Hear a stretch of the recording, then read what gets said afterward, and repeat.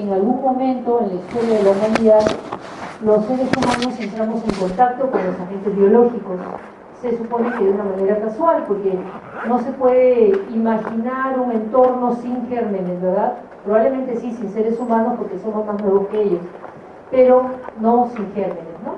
Entonces, se supone que hubo un contacto casual y que cada uno se adaptó de la mejor manera que pudo. Entonces, los gérmenes tuvieron que desarrollar mecanismos para defenderse, intentando no matarnos, porque si nos matan, no tienen ellos donde vivir.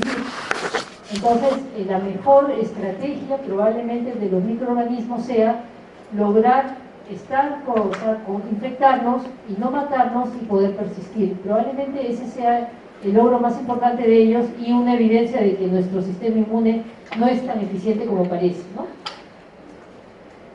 Entonces, en el contacto de los agentes con el ser humano van a tener que seguir varios pasos obligados para poder establecer la infección. ¿Cuál es el primero, que es el más importante y indispensable? ¿Qué es aquello que condiciona que haya la infección o no haya? ¿Ya? ¿Cómo entra? ¿Qué entra?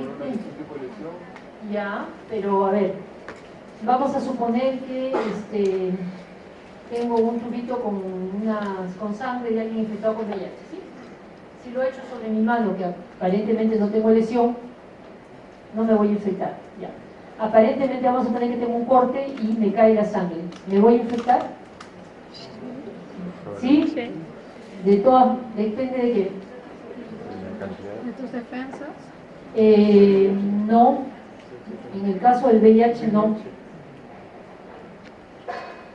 ¿Qué es lo que hace? ¿Cuál es la llavecita de esa puerta? Que tiene que tenerla todos, no solamente el VIH. La virulencia ya es el grado de enfermedad que va a causar, el grado de patogenicidad. Pero antes de que despliegue su virulencia, algo tiene que hacer para que pueda empezar. ¿Qué es? ¿Ah? ¿Cómo ingresa? ¿Qué es lo que requiere para ingresar? Más allá de una puerta de entrada, porque puede entrar por mucosas también. ¿Ah? Supone que es una llave y una cerradura. Si lo trasladan al germen y al huésped, ¿qué es la llave y qué es la cerradura? El receptor, ¿no es cierto? Tiene que haber un receptor. Hay una cohorte que todavía se sigue en mujeres de África, que es un grupo de prostitutas que tienen alto recambio sexual y obviamente han estado en contacto con gente con VIH y nunca se infectaron. Estoy hablando de hace 20 años. Y se descubrió entonces que algunas de ellas genéticamente carecen de los receptores para el VIH. Entonces, aunque se bañaran en sangre, no se van a infectar. Entonces, eso es lo importante, ¿no? La adherencia con el receptor. Una vez que el germen se adhiere y encaja con su receptor, ya siguen los otros pasos, que es la diseminación, la multiplicación, que para eso también tiene que evadir la respuesta inmune. Luego tiene que asegurarse que se elimine del organismo para que se transmite, porque si se muere con uno, no se transmite y se acaba también su especie, ¿no? Y en algunos casos va a causar daño al huésped, no siempre. Entonces lo que vamos a ver un poco acá nosotros es esta cuarta parte. Entonces tienen varias estrategias que son estas que están acá, ¿no?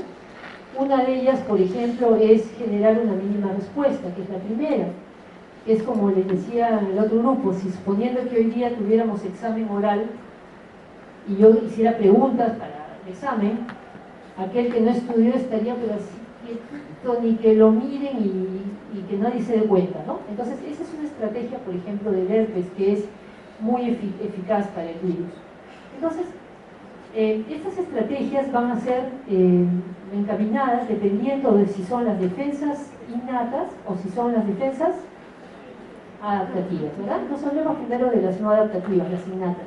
¿Quiénes son los componentes de esta defensa innata? Trombocitos, macrófagos, algunas células presentadoras, ¿sí? Es básicamente eso.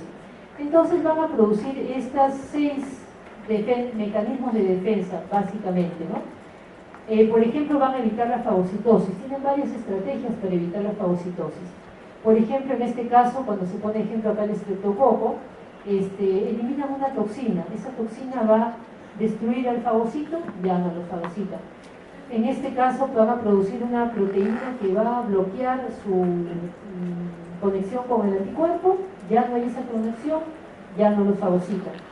En este caso, por ejemplo, se produce una cápsula, el neumococo, el que produce las neumonías, es muy eficaz, tiene una cápsula externa que va a evitar que el polimorfo se lo fagocite, ¿no? Pueden también combatir la acción de los lisosomas, la acción de los fagolisosomas. Entonces, buscan cada uno maneras diferentes de evitar que el fagocito se los coma y los destruye. Algunos logran fagocitar, ya están adentro, pero no los destruyen. Otra forma es interfiriendo con la acción de los cilios. Obviamente, básicamente acá es para los gérmenes que ingresan por la vía respiratoria. El representante más significativo viene a ser el virus de la influenza, que bueno, estamos ahorita en brote, ¿no? Tenemos mucha influenza estos días. Entonces, ¿qué hace la influenza? Destruye los cilios. ¿Y cuál es la función del cilio en el aparato respiratorio? ¿Ah? Moviliza el moco, y con el moco, ¿qué cosa bota? Los cuerpos extraños, los gérmenes los va botando, ¿no? Entonces es una función. La Bordetella pertussis, que causa la tosferina, ¿no es cierto? También causa esa lesión y es un poquito más intensa. Entonces, por ejemplo, la gente que ha tenido Bordetella o incluso los que tienen influenza, viene el paciente y le dice, ya doctora, tuve gripe, ya pasó la gripe, sí, pero sigo tosiendo hace una semana. Entonces hay que explicar que van a seguir tosiendo por 3 semanas, porque el fenómeno es la inflamación así tan intensa que van a seguir tosiendo. Entonces, eso es molesto y deleterio para el huésped, porque primero está tosiendo, es incómodo, no te deja dormir, te irrita más la garganta y sigues tosiendo. Pero ¿cuál es el beneficio para el agente? Que alguien siga tosiendo y tosiendo y tosiendo. ¿Qué va a diseminar, no? Garantiza eso, por lo menos al inicio. Otra forma es interferir con el complemento. ¿Para qué sirve el complemento? Ozonización, inflamación, neutralización, destrucción también, ¿verdad? Entonces, tienen diversas estrategias. Tienen una cápsula, esta cápsula los protege de la activación del complemento, imitan algunas células del complemento, producen inhibidores de este complemento, degradan el complemento. Entonces, básicamente hacen estas 3 cosas que dicen acá: o lo destruyen con enzimas, o lo inhiben, o adquieren algunas sustancias o partículas que se parecen al complemento, entonces lo imitan. Y algunas otras estrategias, por ejemplo, muchos de ellos, o todas las bacterias, requieren fierro para su metabolismo, ¿sí? Entonces, cuando uno trata una enfermedad infecciosa y la persona está con anemia, uno no le da fierro ni le pone transfusión, a menos que sea pues en 3 o 4 de hemoglobina, ¿no? Porque si le doy el fierro, pues estoy alimentando al bicho, entonces no le doy fierro. ¿Y qué hacen entonces el fierro nosotros lo atrapamos en la transferrina, ¿no es cierto? Entonces ellos también producen algunas proteínas que atrapan el fierro, de manera que se garantizan, y esa es una de las causas de la explicación de la anemia en algunas enfermedades. Por ejemplo, la neisseria. ¿Qué causa la neisseria? La neisseria gonorrea causa la gonorrea, ¿no? Otra estrategia puede ser que interfieren con la acción de los receptores tipo TOL. ¿Qué son los receptores tipo TOL? ¿Ah? Son receptores tipo TOL que sirven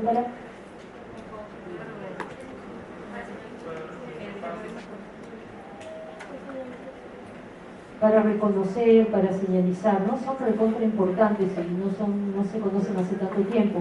Entonces, afectan el reconocimiento de estos receptores, afectan la respuesta inmune. Otra acción es que bloquean el interferón. ¿Para qué sirve el interferón? Para activar y nos defiende principalmente ¿de quién? ¿De qué tipo de agentes? De los virus, básicamente, ¿no? Micobacterias también.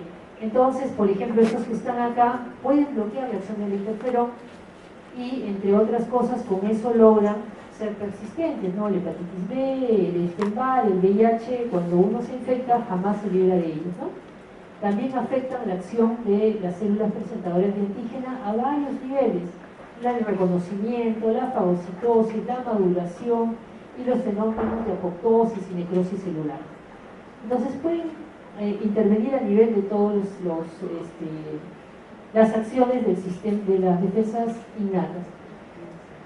Las defensas adaptativas pues ya son un poquito más sofisticadas, ¿no es cierto? Ya interviene la maduración, la acción de los linfocitos T, de los linfocitos B.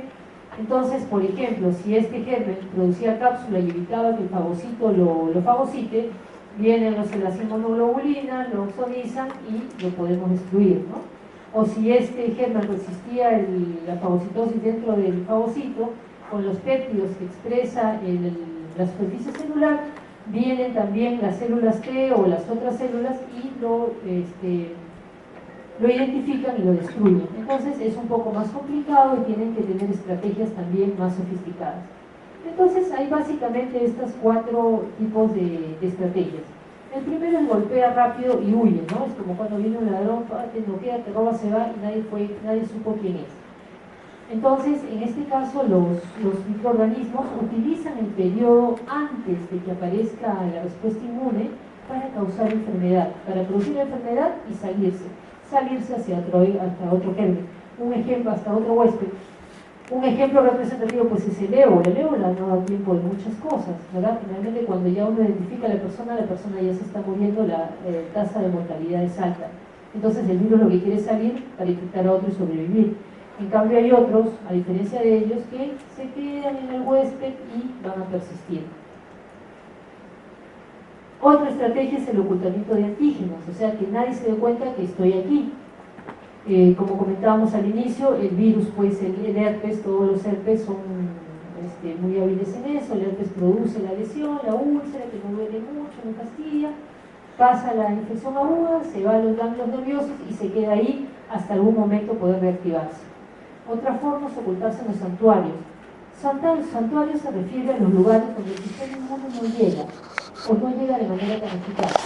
Por ejemplo, la piel, aquí encima, si alguien se mete en la epidermis o en la dermis, no hay casi sistema inmune, no hay quien lo reconozca, ¿no? El sistema nervioso central, por ejemplo, el cerebro, ¿tiene respuesta inflamatoria? Casi no tiene, a menos que ya haya una infección severa. La placenta, pues la placenta es el representativo, la placenta está hecha para que el feto esté protegido, entonces tampoco hay mayor respuesta inmune. Hay algunos lugares como esta figurita que ven acá que son quistes hidatídicos. ¿Saben lo que es quiste hidatídico? ¿No? Es un parásito, ¿no es cierto? Es una Echinococcus que puede producir estos quistes en el organismo del ser humano, pero ahí adentro es como un útero, ahí adentro de esas vesículas está creciendo el germen, ahí no entra la defensa inmune, no hay nada, crece tranquilo, hasta que por alguna razón se reviente. Y la otra forma, que es más interesante todavía, es insertarse en el DNA del huésped, que eso hacen los retrovirus. Se insertan en el DNA, no hay manera porque uno se ataque a su propio DNA, ¿no? Y son formas eficientes de protegerse. La otra forma es que en vez de salir de la célula, ¿no es cierto?, al medio y que exponerse a la célula del sistema inmune, por dentro de la célula produce estas invaginaciones y como que se inyecta a la otra célula. Entonces pasa como entre la pared, ahí no hay sistema inmune. Listeria, el HTLV1 son muy eficientes en esta forma de transferirse. Otra forma es tener alguna sustancia que se parezca a la del huésped. Entonces, como se parece a la del huésped, el sistema inmune no lo reconoce, por lo menos al principio. En algún momento sí lo va a reconocer y ya va a causar lesión en el huésped, que es lo que suele ocurrir, por ejemplo, en la fiebre reumática, ¿verdad? Que se produce lesión en el corazón porque el estreptococcus tiene una sustancia que se parece al tejido cardíaco. O si no, se cubren con antígenos que parecen del huésped, como acá, en este caso, el esquistosoma se va a producir, se va a cubrir de antígenos, entonces el huésped o el sistema inmune cree pues que se parece al huésped y ya no lo ataca, ¿no? Otra forma dentro de esta forma de ocultarse es la inmunomodulación. Eso quiere decir que de alguna manera se va a alterar la intensidad de la respuesta inmune o la acción de la respuesta inmune para no reconocerlo. Uno de los métodos más eficientes es que se infecte durante la vida embrionaria. Ustedes saben bien que cuando el niño está, o el feto, pues se está formando, ¿no? Su sistema inmune también se está formando. Y dentro de eso se produce el fenómeno de tolerancia, ¿verdad? ¿Qué cosa es el fenómeno de tolerancia en el feto? Ya llevaron el proceso, sí, ya llevaron. ¿Qué quiere decir el proceso de inmunotolerancia en el feto? ¿Qué pasa con el sistema inmune en el feto?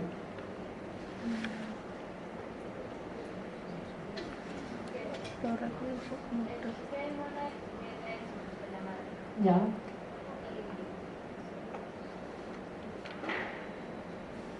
Y en realidad no viene de la madre. Lo único que pasa en la madre es la inmunoglobulina G, ¿no es cierto? El feto está formándose todo el organismo. También se están formando las células B, las células T, los macrófagos, todo se está formando ahí. Y cuando se está formando, empieza a entender que todas las células con las que se está formando, está creciendo junto, son de él y que no las puede atacar. Entonces, si desde ese momento entra un germen ahí, el sistema inmune va a creer que es de él, pues. Entonces va a creer que ese virus de la hepatitis B no es un virus de la hepatitis B, sino es su propia célula. Entonces no lo va a atacar. Entonces esa es la inmunotolerancia que se produce en la vía embrionaria. De hecho, en la hepatitis B ocurre, ¿no? Tenemos en zonas endémicas niñitos de 10 años que ya están cirróticos, ¿verdad? Porque crecieron desde esa época con la hepatitis B, entonces no lo atacan de manera adecuada, pero igual van a sufrir los daños de una enfermedad crónica, ¿no? Esa es una de las formas más eficientes. Otra forma es cuando digamos, el sistema inmune está preparado para recibir, no sé, pues 100 partículas antigénicas, pero de repente viene el agente biológico y en vez de darle 100, pues le da 1.000.000. Entonces el sistema inmune no puede con tanta carga antigénica.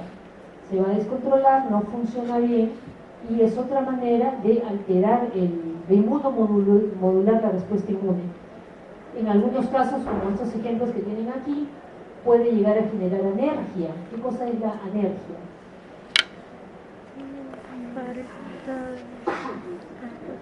¿Ah?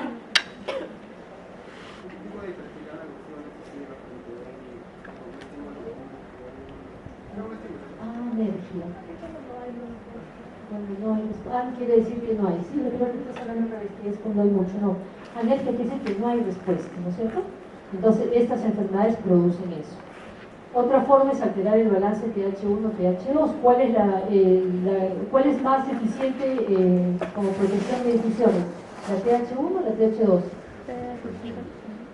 TH, a ver, ¿quién dice 1? ¿Quién dice 2? ¿Tú te dices 1 o 2? 1. ¿Quién la acompaña, su compañera? Si yo me infecto de tuberculosis, ¿qué quiero que responda? ¿La TH1 o quiero que responda la TH2? No, TH1, ¿sí? Entonces, ¿qué hace el germen? Altera esa frecuencia, estimula la respuesta al TH2, entonces la respuesta no es adecuada. De hecho, ahí en el ejemplo, por ejemplo, no se ve, así se ve. En personas que tienen TBC activa, cuando se miden las interleuquinas, cosa que no se hace rutina, pero en algunos estudios se hace, lo que se ve es que no hay marcadores de TH1, no hay interferón, lo que abunda es la IL4, ¿no? Mientras está con la TB activa. Una vez que recibe el tratamiento y todo eso, cambia. Dentro de esta inmunomodulación también hay depresión de la respuesta inmune. Tiene muchas formas de hacerlo, no vamos a revisar todo, pero por ejemplo, producen estas células que son células supresoras, que se llaman estos TREX. Entonces, estos van a suprimir la respuesta inmune del huésped y no va a responder adecuadamente, ¿no? La tercera estrategia respecto a las defensas adaptativas es la variación antigénica. ¿Qué cosa le sugiere variación antigénica? Alteran sus antígenos, ¿verdad? Los antígenos que presentan los van a cambiar. Y los cambian por 3 mecanismos más importantes. Uno es mutación, otro es recombinación y otro es intercambio de genes. ¿Qué cosa es mutación? ¿Qué es mutar?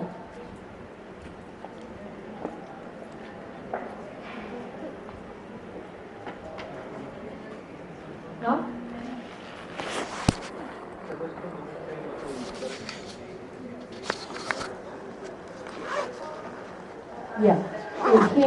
el gen A, ¿sí? Codifica la proteína B. Entonces el virus lo cambia, en vez de ser una proteína o un gen A, va a poner un gen B. O A1, por ejemplo, ¿no? Es una gente que lo mutó. A1, pero produce la proteína B1, ya no es lo mismo. Esa es una mutación. ¿Qué es una recombinación? Puede cambiar en sus elementos, entonces de alguna manera varía también los productos que va a expresar, ¿sí? ¿Y qué cosa es intercambio de genes?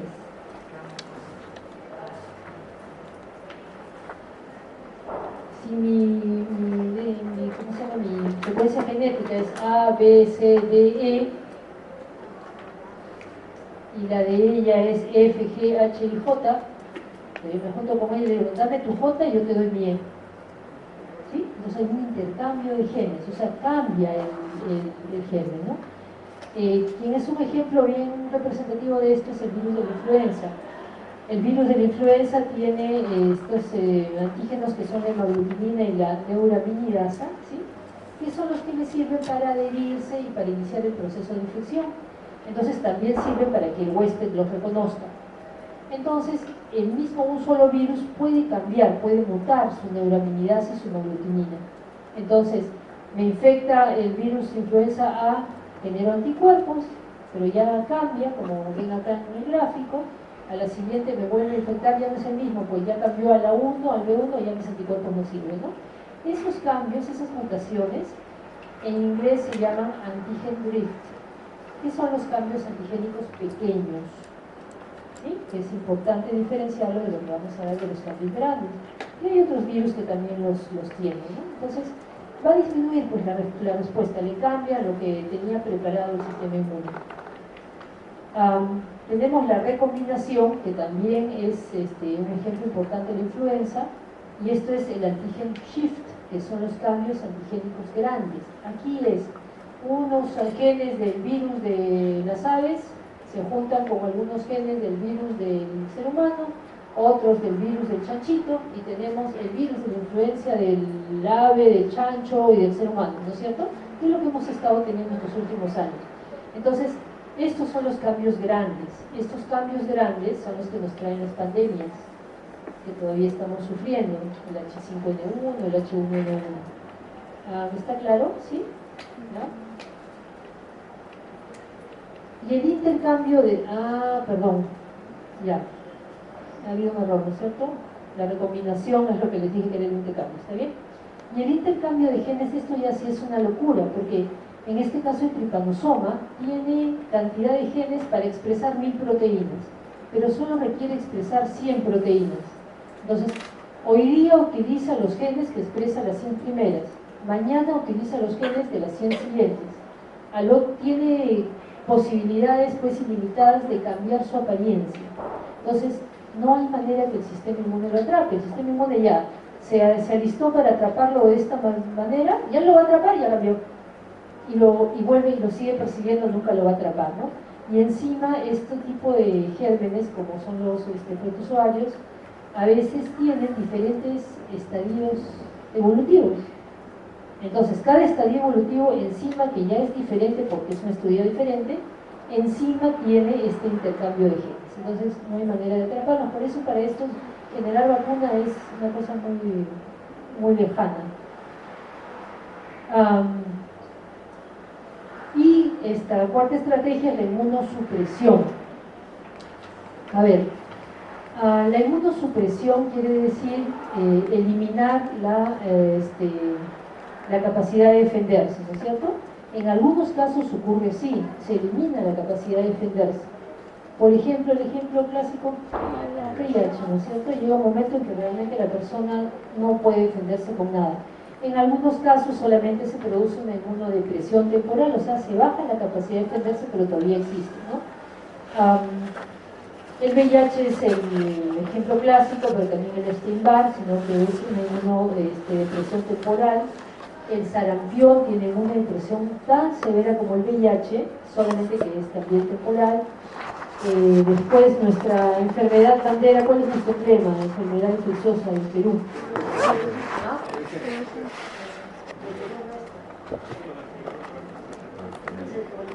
Lo dejo mucho, pero no. Es enfermedad emblema. Yo soy San Martina.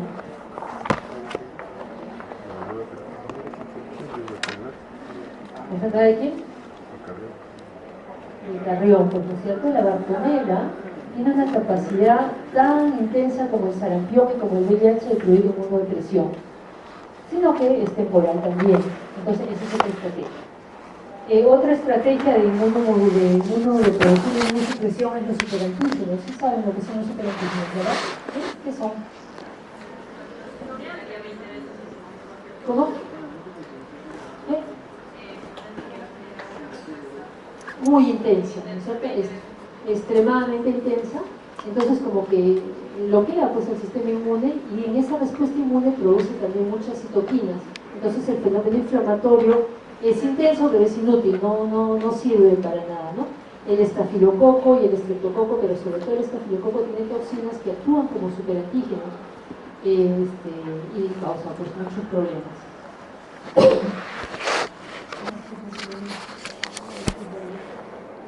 Entonces,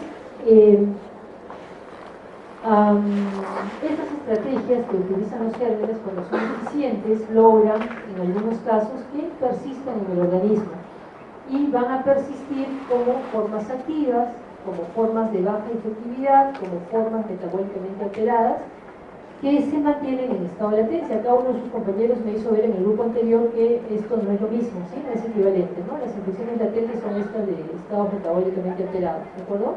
¿Sí? No son... Esto, infecciones latentes, está dentro de infecciones persistentes, ¿verdad? Es una manera de generar persistentes persistentes. Por ejemplo, el virus de la hepatitis B se queda siempre y se puede quedar inactivo, pero también se puede quedar completamente activo. Entonces tenemos una persona con una hepatitis activa, ¿verdad? El adenovirus se queda ahí guardadito, no suele afectar. Hay otros que alteran su metabolismo para quedarse en un estado de latencia. Y el estado de latencia va siempre de la manito del estado de reactivación. Entonces, están en su nicho donde están en latencia y por alguna razón que no se conoce con claridad, se van a reactivar.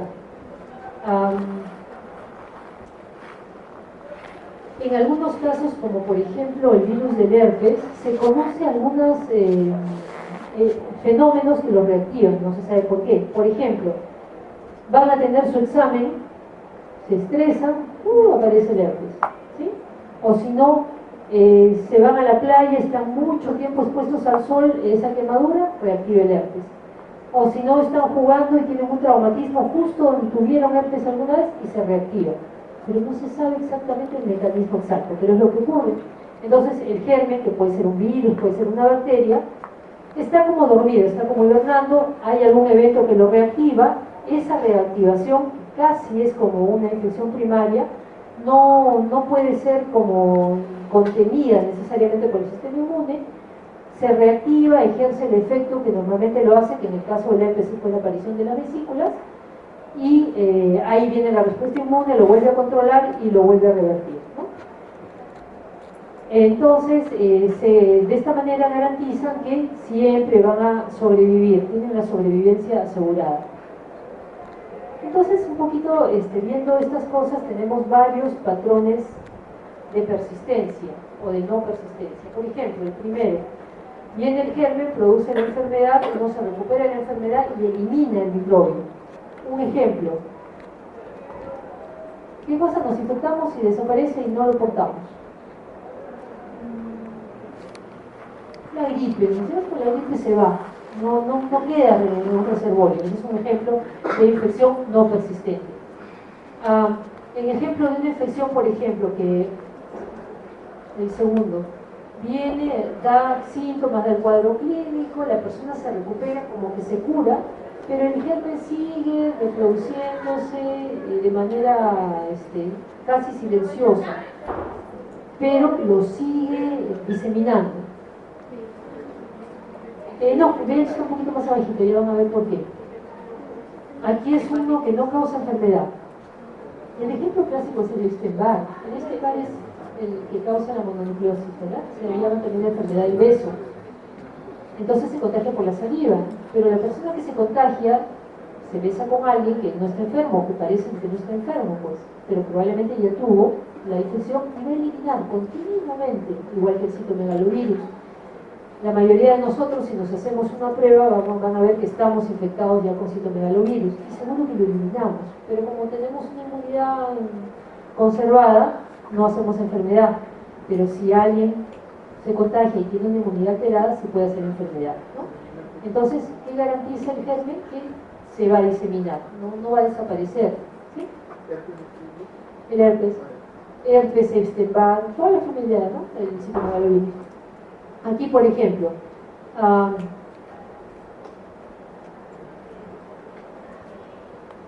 este es el herpes simple, la varicela, el ejemplo más clásico. Tienes la primoinfección, haces tu cuadro clínico, el virus se queda en estado latente, guardadito, ahí no se reproduce, ¿sí? Se reactiva, vuelve a producir enfermedad. Entonces se contagia. Ahora, en este caso del herpes también puede pertenecer al grupo de arriba si es que no hay segunda, mientras no aparece el otro episodio, porque alguien puede tener infección por herpes y nunca volver a hacer un segundo episodio, pero sí lo está eliminando. Es una de las formas de transmisión, por ejemplo, el herpes genital. No hay molestia, nada, pero la persona está eliminando el herpes. La cuarta, que es lo que aquí viene el VIH y el HPV1 y otros, hay un cuadro inicial, o sea, se hace un síndrome inicial de enfermedad, se cura, se recupera aparentemente, y el virus, a diferencia del segundo ejemplo, en este caso empieza a aumentar, o sea, se reproduce, no está en estado de latencia, se reproduce activamente y aumenta y aumenta y aumenta y aumenta, hasta que llega un momento en que ya es evidente y causa enfermedad, ¿no es cierto? El VIH, el HTLV1, la leucoencefalopatía, y bueno, hay otros que ya los van a ir viendo, pero el VIH es el ejemplo de este caso, ¿no? Y el quinto,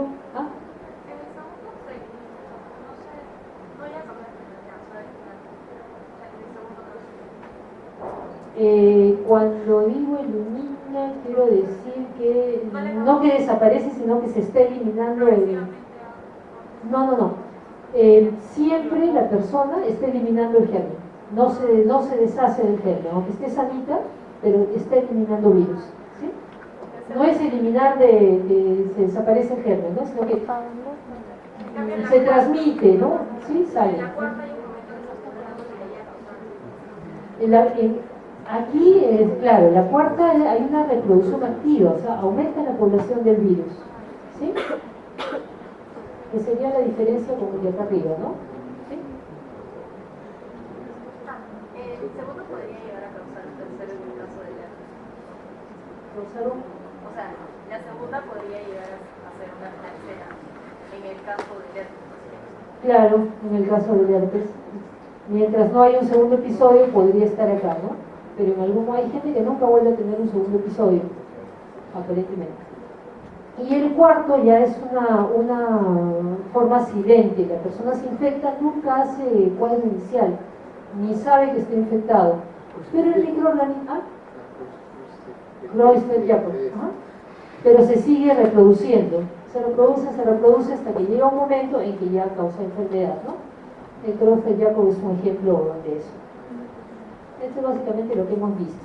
Ya. Aquí lo que tienen son ejemplos de algunos microorganismos, los sitios de persistencia, dónde suelen estar, si el organismo es infectante o no, y qué cosa causa en el huésped, y no sé, pues shedding se traduce como eliminación, no sé qué otra traducción. Eliminación en el sentido de que sale del organismo, no se me ocurre otro, no es eliminación de que desaparezca el germen, ¿no?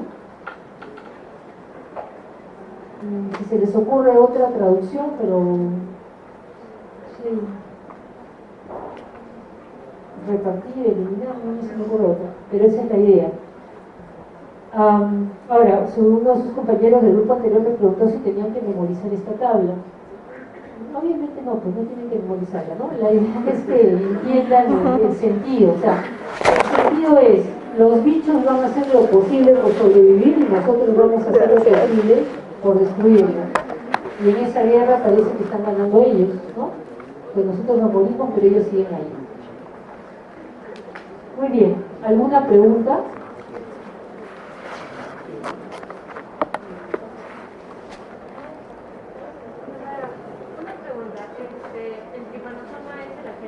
antes de que una entrada. Ya, uno es tricotosomas, el cruci. Y en este caso no hay todavía vacunas para tratarlo. Ni siquiera el tratamiento muy efectivo, ¿no? Entonces es lo mejor que se puede esperar de un paciente que tiene